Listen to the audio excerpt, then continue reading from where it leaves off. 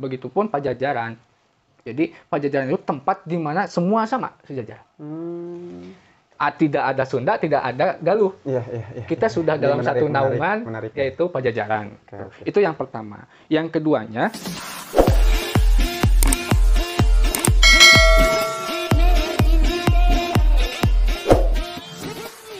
Assalamualaikum warahmatullahi wabarakatuh. Selamat datang kembali di channel Bung Firman, channel yang mengupas berbagai peristiwa, khususnya yang berkaitan dengan kesejarahan. Dan kali ini saya akan bertanya-tanya dengan salah satu teman saya yang cukup capable ya, cukup kompeten, bahkan sangat intens mempelajari ataupun menganalisis tentang sejarah lokal di Nusantara, khususnya sejarah di Tatar Sunda. Dimana mungkin dari teman-teman banyak yang ingin tahu ya, dari kapan kerajaan Sunda ada, kemudian bagaimana hubungannya dengan kerajaan Galuh, kerajaan Salakanegara, kerajaan Tarumanegara, dan kerajaan-kerajaan lainnya di Pulau Jawa ataupun di Nusantara, serta kerajaan Pajajaran juga, dan raja-rajanya siapa saja. Nah, kita akan bertanya langsung kepada salah satu teman saya ini. Dan alhamdulillah sekarang saya lagi ada di kediamannya, di rumahnya. Jadi kita bisa ngobrol santai di sini.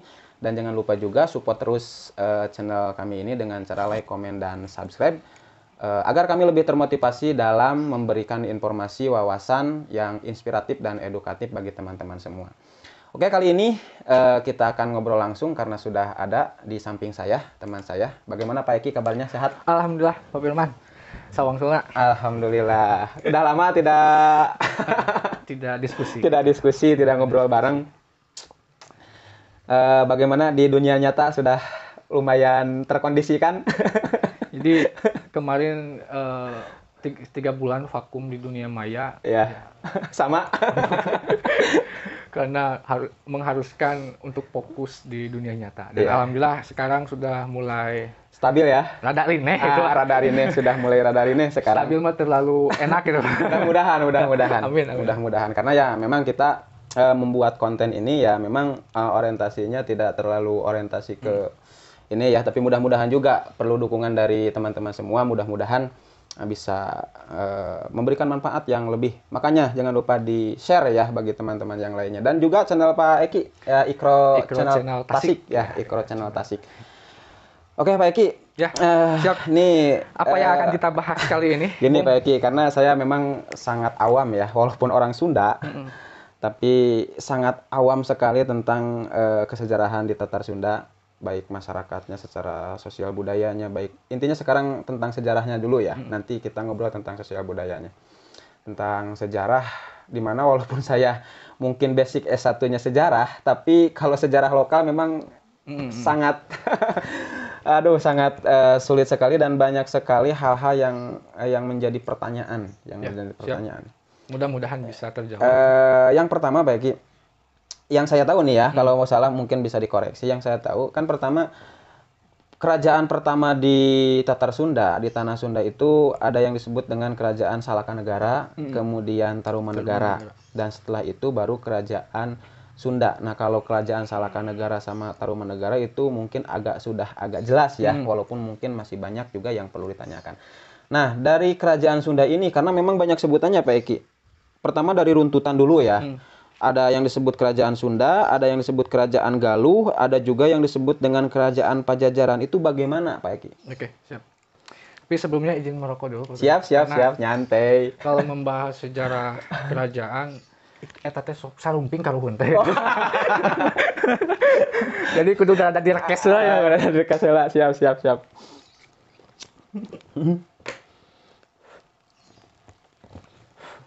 Campur ya Pak? Siap lah, siap.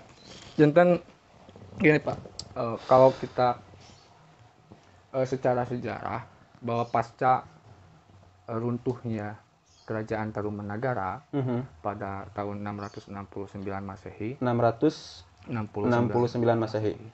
Nah, jadi Raja Tarumanegara yang terakhir ini memiliki dua putri. Oh, dari Raja terakhir Tarumanegara ini memiliki 2 putri. Nah, 2 putri ini menikah dengan salah satu anak kerajaan dari Tarumanagara pada saat itu, yaitu kerajaan Sunda, yaitu Raja Tarusbawa. Nah, lalu salah satu anak kerajaan dari Tarumanagara yang lain adalah kerajaan Galuh, yang pada saat itu dirajai oleh Tikandayun. Nah, pasca runtuhnya kerajaan Tarumanagara, tentu di sana muncul konflik.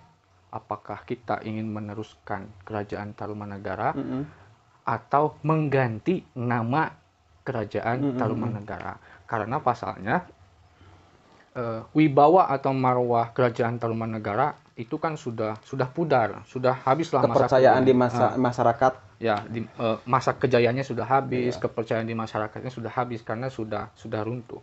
Makanya muncullah karena tadi bahwa salah satu putrinya ini menikah dengan Raja Sunda, yaitu Raja Tarusbawa, maka tidak ada lain yang meneruskannya adalah Tarusbawa sebagai menantunya gitu.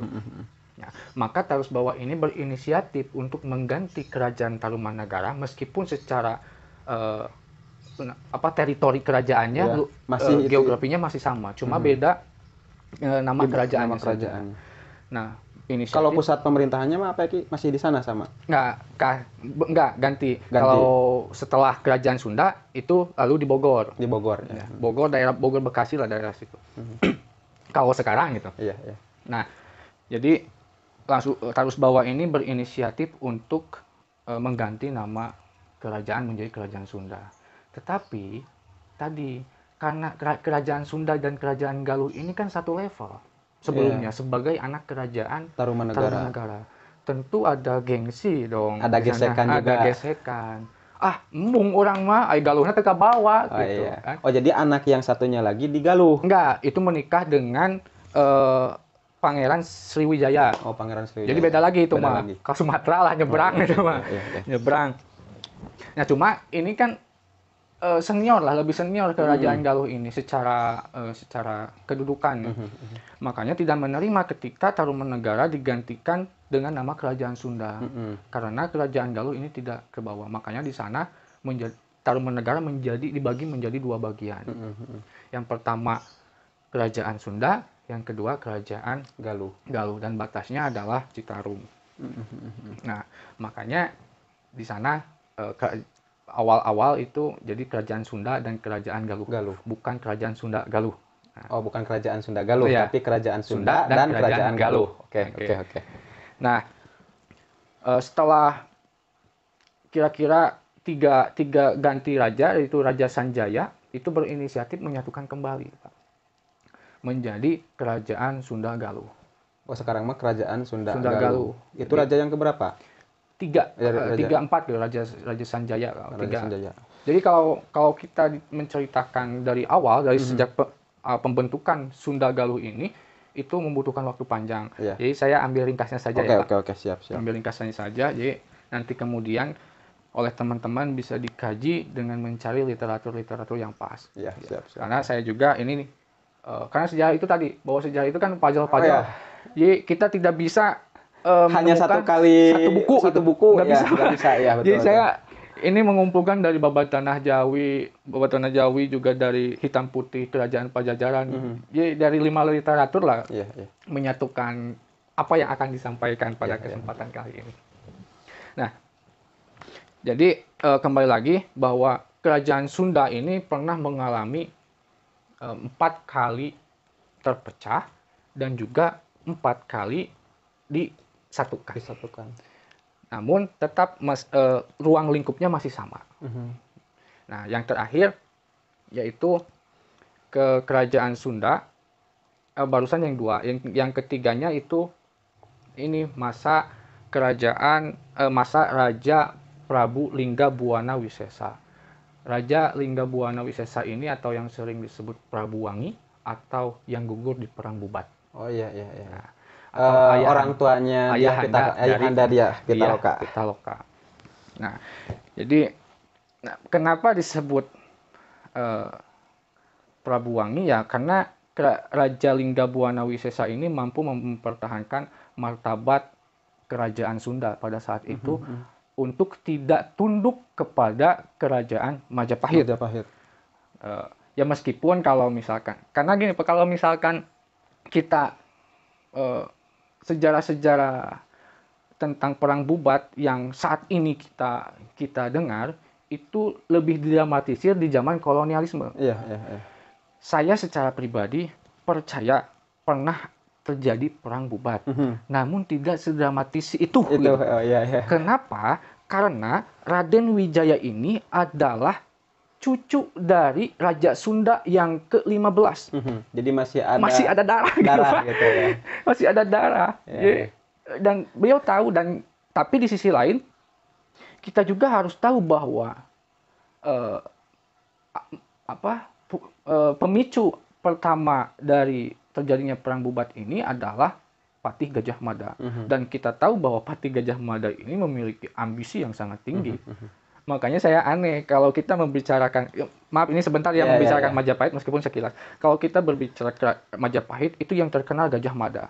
Bahkan sampai ada kampusnya kan, Universitas Gajah Mada. Padahal Gajah Mada itu hanya sebatas patih.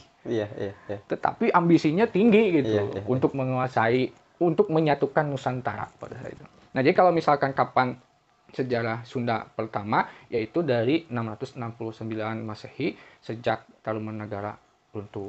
Itu Pak. Ya, siap. Nah, tadi menarik bahwa kerajaan Sunda itu pernah 4 kali pecah dan 4 kali disatukan kembali, disintegrasi dan integrasi.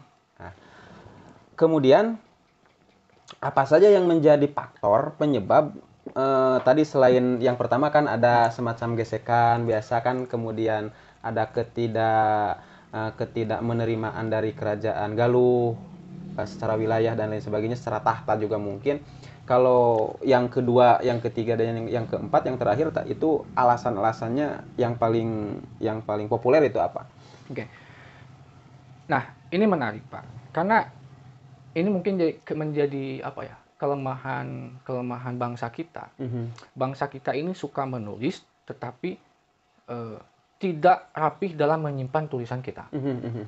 Makanya kita sangat sulit menemukan catatan-catatan sejarah yang otentik pada masa itu. Terlepas misalkan karena terkubur oleh bencana alam ataupun yang lainnya. Nah, namun yang saya temukan dari beberapa naskah seperti naskah Wangsakerta ataupun cerita Parahyangan, itu yang terkenal itu masa Raja Wastu Kancana. Wastu Kancana ini adalah putra dari Prabu Wangi. Yang tadi gugur di perang Bubat. Jadi pasca Prabu Wangi ini gugur di perang Bubat, lalu kerajaan Sunda ini diteruskan oleh adiknya, yaitu Prabu Bunisora. Kenapa oleh adiknya? Karena pada saat itu putranya, yaitu Prabu Wastu Kancana itu masih kecil, jadi masih menunggu waktu, menunggu waktu hingga pada saatnya sudah balik lah, manjing gitu ya, manjing jadi raja gitu.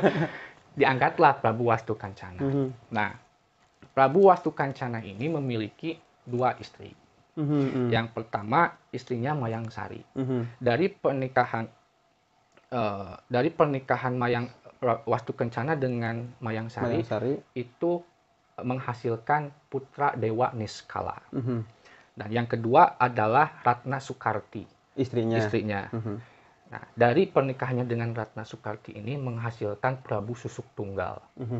Nah, jadi setelah tua, Wastu Kencana ini apalah itu ya. Orang sekolah maut banyak. Udah punya firasat deh. Artinya jadi tahta kerajaan ini harus segera diberikan kepada salah satu putranya. Cuma saya kira ini tadi karena siapa yang tidak mau jabatan. Nah, di sini akhirnya Prabu Wastu Kancana ini membagi kembali kerajaan Sunda yang pada saat itu sudah statusnya Sunda. Sudah satu kerajaan. Sudah satu rumpun. Satu rumpun. Menjadi kerajaan Sunda itu dipecah kembali menjadi Sunda dan Kerajaan Galuh.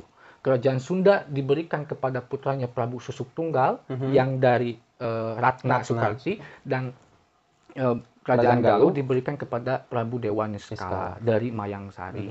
Nah, saya kira ini pembagian hak waris. Itu kalau jadi ini mungkin sebagai bentuk keadilan mungkin lah. Pertama mungkin keadilan, yang kedua juga mungkin melihat dari masa lalu agar tidak terjadi perpecahan. Oke lah, dibagi lah gitu kan. Dibagi kekuasaan jadi 2 gitu. Sebagai tindakan preventif mungkin jaga-jaga agar tidak terjadi perpecahan. Nah, jadi itu Pak. Jadi ini salah satunya ya yang terdokumentasikan faktornya. Salah satu faktornya yaitu tadi masalah. Karena ya zaman dulu kan istrinya tidak satu. Jadi istrinya tidak satu, selirnya juga banyak gitu kan. Jadi kita juga harus benar-benar dalam mengkaji sejarah kerajaan khususnya itu harus benar-benar cermat karena si iya budakna iya, si iya budakna iya. Terkadang beda bibit gitu Pak. Nah, nanti juga akan berpengaruh kepada hak waris mungkin ya. Itu. Akan berpengaruh kepada hak waris. Kemudian Pak Eki, ini sangat menarik. Apakah pernah terjadi semacam perang ya atau adem ayem saja setelah dipisah menjadi 2 lagi gitu? Nah, dari Prabu Niskala sama siapa namanya yang kedua Prabu itu Prabu Susuk Tunggal. Nah, ini sempat memanas. 2 saudara beda ibu ini pernah memanas ketika karena Prabu Susuk Tunggal dan Prabu Dewa Niskala diangkat menjadi raja kerajaan Sunda dan raja kerajaan Galuh ini itu pada tahun 1475. Artinya itu adalah masa-masa krisisnya Majapahit. Karena Majapahit runtuh itu 1478. Nah, kerajaan Majapahit semakin melemah pada saat itu sehingga banyak masyarakatnya yang mengungsi ke kerajaan Galuh karena kebetulan batas kerajaan Galuh ini kan Brebes. Brebes jadi sangat berbatasan langsung dengan Majapahit ya. Jadi ini tengenah di dia ya di Majapahit geus lagi kacau.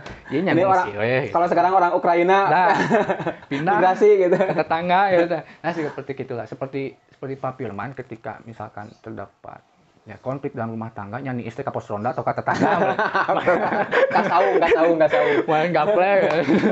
Nah, itu pun seperti itu pada saat itu banyak masyarakat kerajaan bahkan keluarga kerajaan Majapahit yang mengungsi ke daerah kerajaan Galuh. Nah, awalnya tidak jadi masalah karena hanya tetapi seiring waktu akhirnya Raja Prabu Dewa Niskala ini menikahi salah satu keluarga dari kerajaan Majapahit. Nah, itulah yang memicu Prabu Susuk Tunggal ini geram. Karena Prabu Susuk Tunggal ini sangat memegang teguh apa yang menjadi prinsip kerajaan Sunda pada saat itu bahwasanya pantanglah itu. Jangan menikah dengan kerajaan Majapahit, keturunan Majapahit. Itu akibat dari perang Bubat. Akibat dari perang Bubat. Makanya di situ sempat memanas. Tapi tidak sampai terjadi perang baku hantam, apalagi sampai ada meninggal dunia gitu. Tidak, karena langsung oleh penasehat kedua kerajaan itu dimediasi lah. Dimediasi sehingga menghasilkan bahwa anak dari Dewa Niskala ini harus mengganti kedua-duanya. Jadi Jaya Dewata namanya. Jadi Prabu Dewa Niskala mempunyai anak Jaya Dewata. Dan Jaya Dewata ini anak dari Prabu Niskala sekaligus mantu dari Prabu Susuk Tunggal. Maka kenapa penasehat kerajaan pada saat itu memilih Jaya Dewata menjadi pengganti keduanya agar bersatu kembali. Nah, dan inilah titik awal di mana kerajaan Pajajaran itu ada. Oh, jadi kerajaan Pajajaran itu setelah pecah dan bersatunya selama 4 kali kerajaan Sunda sama kerajaan Galuh baru muncul kerajaan Pajajaran. Jadi kerajaan Pajajaran itu bukan di awal-awal kan banyak yang mempunyai persepsi bahwa kerajaan Pajajaran itu ada yang berpikiran sebelum Majapahit, ada juga yang berpikiran semasa Majapahit itu kan. Padahal kenyataannya beriringan, bahkan detik-detik atau akhir-akhir kerajaan Majapahit runtuh. Jadi beriringan dengan Majapahit runtuh. Jadi kerajaan Pajajaran ini kerajaan yang eksotis menurut saya karena satu-satunya kerajaan yang belum pernah terjajah oleh Majapahit. Oh, jadi belum pernah terjajahnya karena memang Majapahitnya Tidak sejaman. mau runtuh gitu. Tidak sejaman. Kalau istilah cak lontong itu kita itu belum pernah dikalahkan oleh Brazil sama Prancis sama Jerman karena memang kita belum pernah masuk Piala Dunia. Ya, itu benar. Benar. Dan ya itulah jadi titik awal mulanya kerajaan Pajajaran muncul. Nah, jadi angkatnya Prabu Jaya Dewata atau Pamanah Rasa. Kenapa disebut Pamanah Rasa? Karena Jaya Dewata ini sangat gemar berburu. Jadi can pernah meleset mun berburu cek ya ini bukan rasa we manah deh gitu. Padahal nama asli nama Jaya Dewata. Jaya Dewata. Nah, yang kemudian ini dikenal nah, ketika diangkat menjadi seorang raja, maka namanya mendapat gelar Sri Baduga Maharaja. Kenapa ada Maharaja? Karena mampu menyatukan dua kerajaan, tadi kerajaan Sunda sama kerajaan Galuh. Jadi pokoknya setiap raja di kerajaan Sunda yang memiliki gelar Maharaja berarti itu yang mampu menyatukan dua kembali. Berbeda dengan yang sudah menyatu gitu. iya. Menang Maharaja ya. Iya. Ini gelar ya, gelar. Tetapi kalau misalkan ini sudah terpecah lalu bersatu lagi, nah itu mendapat gelar Maharaja. Oke. Sri Baduga Maharaja Jaya Dewata yang kemudian dikenal oleh masyarakat Sunda sampai saat ini itu dengan Prabu Siliwangi. Nah, jadi kenapa disebut Prabu Siliwangi? Silih teh pengganti. Iya. Wangi itu kan tadi ada Prabu Wangi. Prabu Wangi. Oh, yang tadi ya. Perang Bubat. Ya, nah, jadi ada para ahli menyimpulkan, banyak yang berpendapat bahwa gelar Prabu Siliwangi ini adalah sebagai pengganti dari Prabu Wangi yang mampu mengharumkan kembali tahta kerajaan. Ya. Wibawa atau marwah Raja Sunda itu. Berarti kerajaan Pajajaran itu adalah salah satu kerajaan yang memang menyatukan kembali dua kerajaan Sunda dan kerajaan Galuh ya. Namun ada pertanyaan Pak Eki gini. Tadi masalah gelar Prabu Siliwangi, apakah hanya beliau saja yang mendapatkan gelar Prabu Siliwangi? Karena kan memang kesini banyak juga sepengetahuan saya raja-raja Pajajaran itu hampir semuanya dikasih gelar Prabu Siliwangi. Oke. Seperti orang tuanya Kian Santang. Ya kan itu. Itu. Itu. Jadi Jaya Dewata itu adalah orang tuanya Raden Kian Santang. Kian Santang. Oke. Ya, itu nanti saya belum membahas berarti itu terakhir ya? Enggak. Oh, enggak. Jadi kerajaan Pajajaran itu ke bawahnya masih banyak, Surawisesa dan yang lainnya banyak. Jadi sampai 40 raja ya. 40 raja itu dari kerajaan Sunda dari awal. Dari kerajaan Sunda. Dari awal. Cuma nah, saya kira gini, kenapa yang kan istilah Prabu Siliwangi itu hanya tercatat di pantun-pantun cerita parahyangan atau pantun-pantun keropak gitu. Hanya tercatat di naskah-naskah pantun tersebut. Jadi tidak ada catatan sejarah yang menyebutkan bahwa Sri Baduga Maharaja ini adalah Prabu Siliwangi, tapi hanya dikaitkan dengan kemakmurannya dan juga keadilannya yang mampu mengembalikan wibawa Raja Sunda pada saat itu, yaitu titik awalnya adalah Sri Baduga Maharaja Jaya Dewata. Maka masyarakat mengaitkannya dengan yaitu Prabu Siliwangi itu gitu. Namun Pak Eki, ini ada pertanyaan nih agak menarik nih. Tadi kan ketika ada semacam perselisihan ya, ketika datangnya para pengungsi dari Majapahit ke daerah kerajaan Galuh, apakah itu tidak diistilahkan atau tidak diklaim sebagai penjajahan? Itu yang pertama. Yang kedua, apakah kalau tadi kata Pak Eki, kerajaan Pajajaran itu adalah kerajaan yang tidak pernah ditaklukkan oleh Majapahit? Kalau kerajaan Sunda dan kerajaan Galuh pernah atau tidak? Setidaknya pernah bersentuhan dengan Majapahit. Oh iya, pernah berselisih. Kalau kalau Pajajaran mah tidak pernah. Karena tidak sejauh itu, Pak. Tidak sejauh. Tapi tidak menguasai secara teritorial kan? Ya. Baik kerajaan Sunda ataupun kerajaan Galuh. Ya. Jadi ini menariknya kerajaan Sunda yang menjadi menjadi identitas kita saat ini di teritori nanti anggar gitu Pak. Iya. Timiti Tarumanegara nepi ka Sampai Pajajaran Pajajaran itu tetap.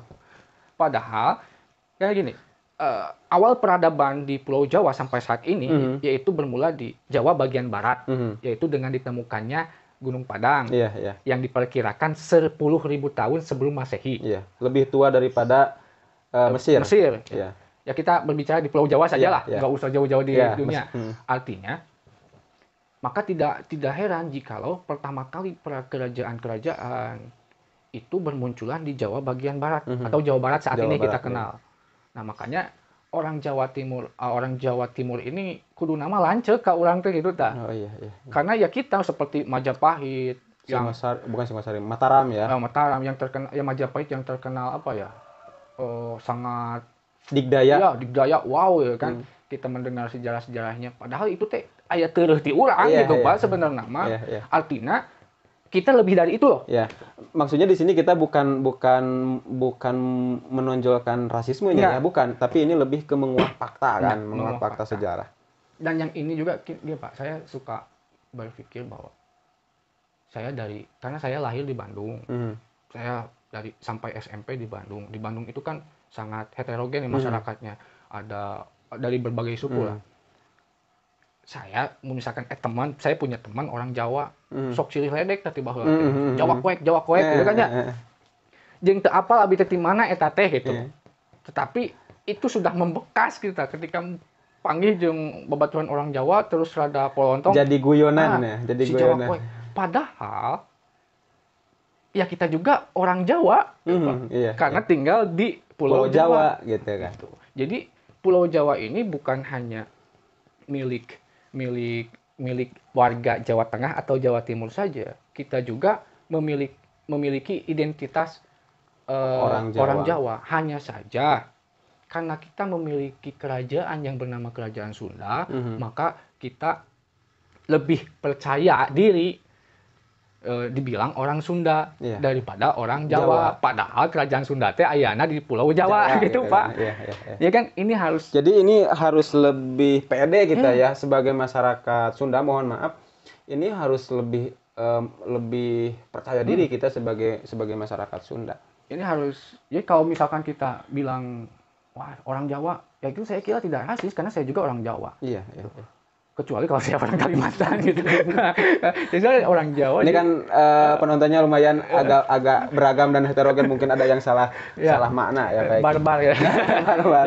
Jadi tapi kalau yang paham sejarah pasti sudah tahu maksudnya kan, sudah tahu maksudnya. Jadi itulah Pak. Ini yang harus diluruskan. Maka kenapa saya mengidentifikasi adanya dramatisir atau penambahan perang bubat ini oleh kolonialisme, oleh penjajahan sebagai politik David et Impera, politik pecah belah. Dan saya jadi teringat dengan salah satu ramalan Jayabaya, bahwasanya beliau pernah berkata bahwasanya kelak Pulau Jawa ini akan terpecah menjadi 2 bagian. Nah kan yang menjadi pertanyaan kapan itu akan terjadi? Ya. Karena kalau kita melihat sekarang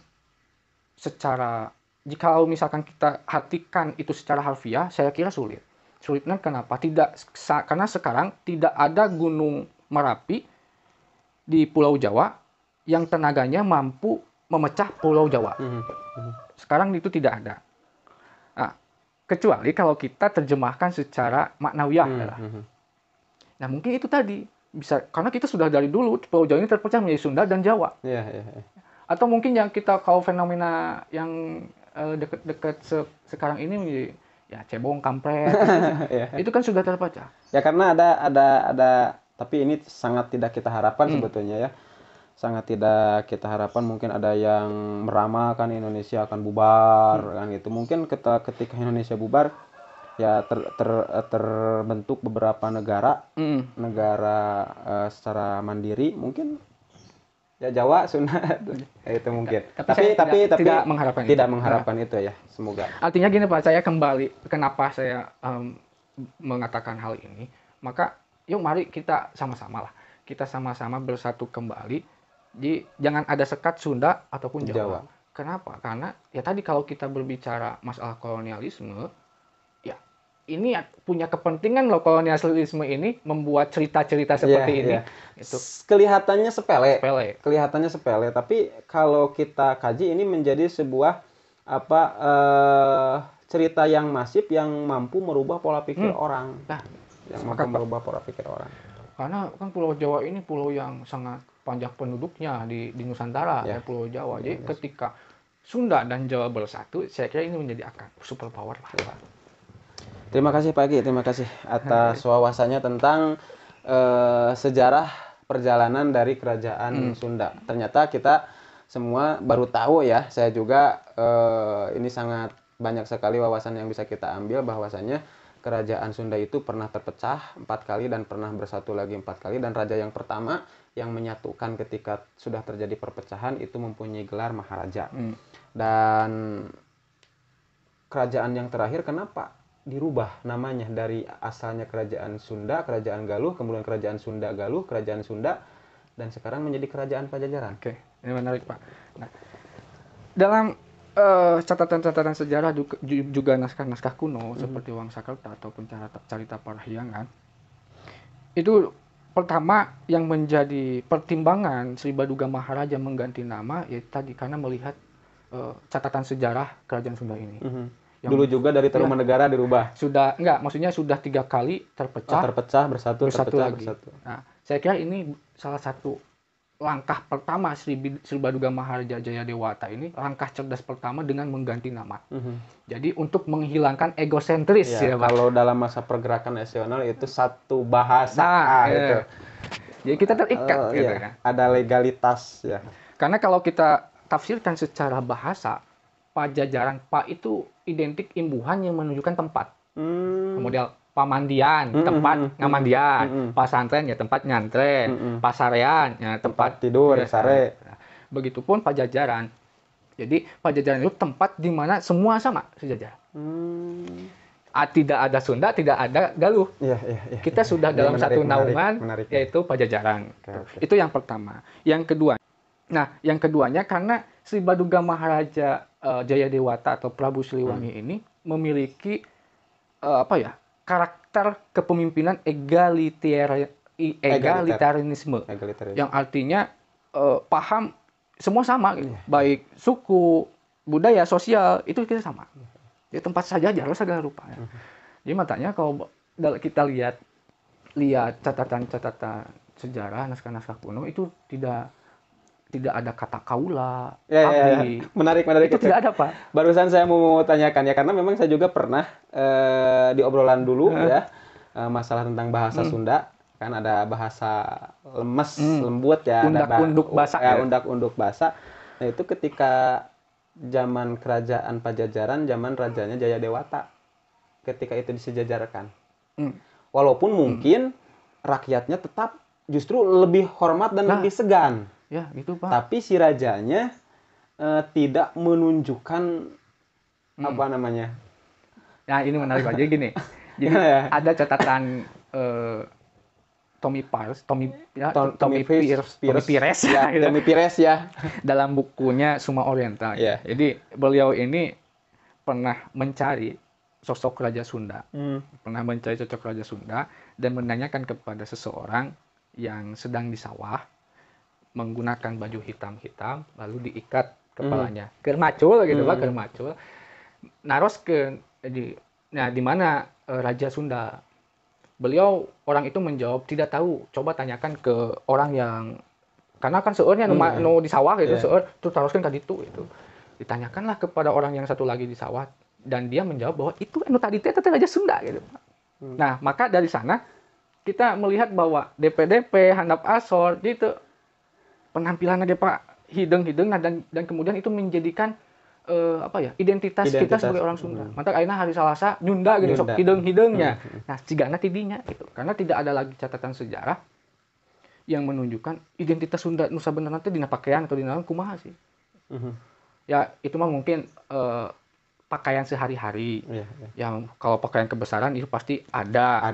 Ya kan orang kaprem ku film-film di Bubuligi ya mahkota. Ini kalau diistilahkan raja yang sangat merakyat. Eta tapi sangat berwibawa. Nah, Ya.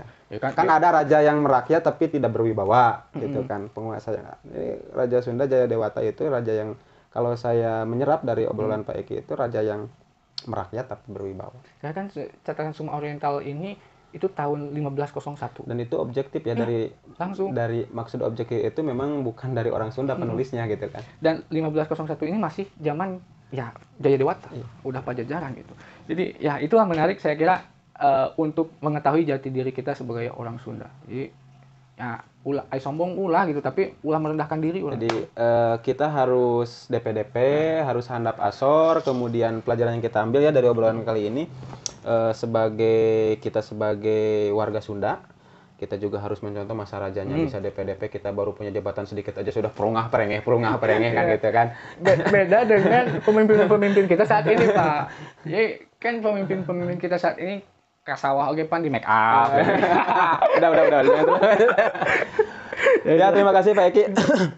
Dan kemudian nanti saya ingin collab lagi dengan Pak Eki menguak terus tentang jati diri kita sebagai bangsa Sunda, sejarah Sunda dan lain sebagainya, sejarah Pajajaran juga. Terutama nanti saya yang ingin ngobrol itu khusus tentang senjata tradisionalnya Pak Eki. Okay. Nah, tentang senjata tradisional, insya Allah nanti kita ketemu lagi Pak Eki di kesempatan yang lain, kita ngobrol lagi, karena memang senjata tradisionalnya itu yang disebut kujang, parang, bedog dan lain sebagainya itu mana yang nah makanya subscribe ya channel ini agar kita bisa menambah wawasan tentang kesejarahan, baik sejarah dunia, sejarah nasional ataupun sejarah lokal, khususnya sejarah Sunda.